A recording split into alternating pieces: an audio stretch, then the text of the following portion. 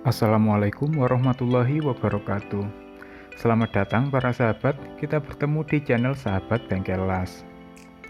Pada video ini, kita akan membahas tentang cara atau teknik mengelas besi galvanis tipis agar tidak bolong atau jebol.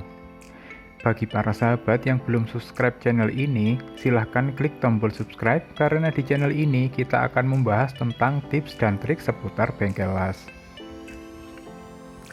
Berdasarkan pengalaman saya, membuka bengkel las di tahun 2016, pekerjaan yang paling sering saya dapatkan adalah pagar atau kanopi minimalis.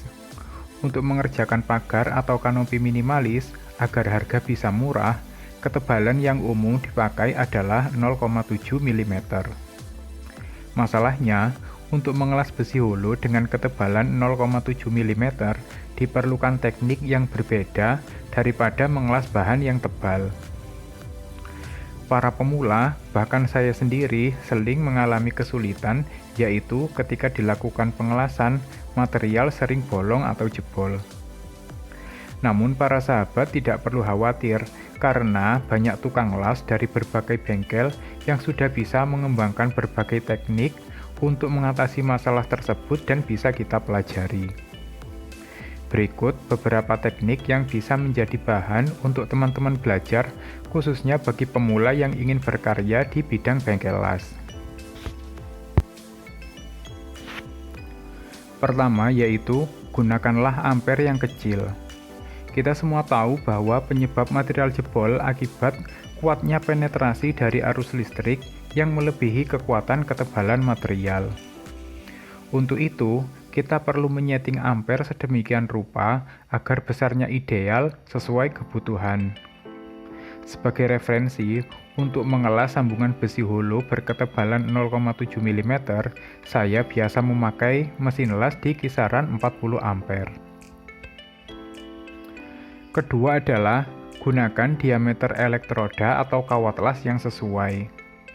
Pemilihan besarnya elektroda atau kawat las pada sambungan konstruksi didasarkan pada kecepatan deposit dari pengisian kampuh las-lasan. Sedangkan untuk kebutuhan bengkel las yang mengerjakan besi hulu tipis, kita tidak memerlukan diameter kawat yang besar. Besar kecilnya diameter elektroda juga mempengaruhi besarnya ampere. Besarnya ampere yang akan kita gunakan untuk mengelas. Semakin besar diameter elektroda, ampere yang dibutuhkan untuk melelehkan elektroda tersebut juga semakin besar. Besarnya penggunaan ampere secara otomatis menambah besarnya penetrasi ke benda kerja atau material yang kita las, sehingga meningkatkan resiko jebol atau bolong. Umumnya, untuk mengelas besi hulu dengan ketebalan di bawah 1 mm, sebaiknya para sahabat menggunakan kawat las dengan diameter terkecil, yaitu 2 mm. Yang ketiga, gunakan teknik tempel angkat atau hindari penetrasi secara kontinu. Sebenarnya, teknik tempel angkat ini bertentangan dengan teori kestabilan busur yang kita pelajari sewaktu belajar las di sekolah pengelasan. Teknik kestabilan busur las memang akan menghasilkan las-lasan yang rapi dan kuat. Namun, hal tersebut tidak berlaku apabila diaplikasikan pada material tipis. Untuk melakukan teknik ini, para sahabat bisa menyalakan busur las beberapa saat, kemudian mengangkatnya kembali. Setelah terlihat logam las mulai membeku, kita bisa menyalakan busurnya kembali. Begitu seterusnya, hingga lubang atau celah yang ingin kita sambung semakin tertutup.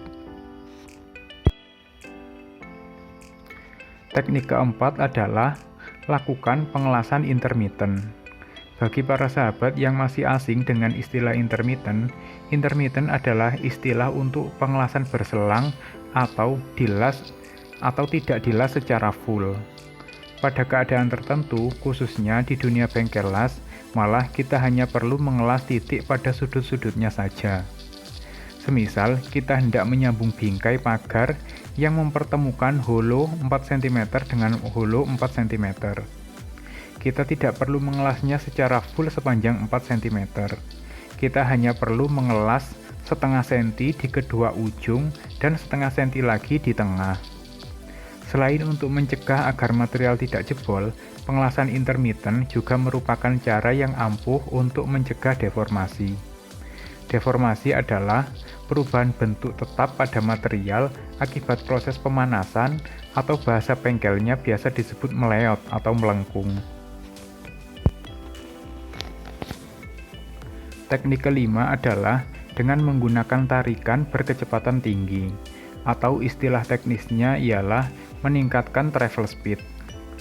Sebenarnya, penggunaan tarikan berkecepatan tinggi memiliki alasan yang sama dengan teknik tempel angkat, yaitu untuk mencegah material menerima penetrasi secara terus-menerus secara berkelanjutan. Demikian tips dan trik yang bisa saya bagikan. Kalau ada pertanyaan, silahkan tulis di kolom komentar. Terima kasih.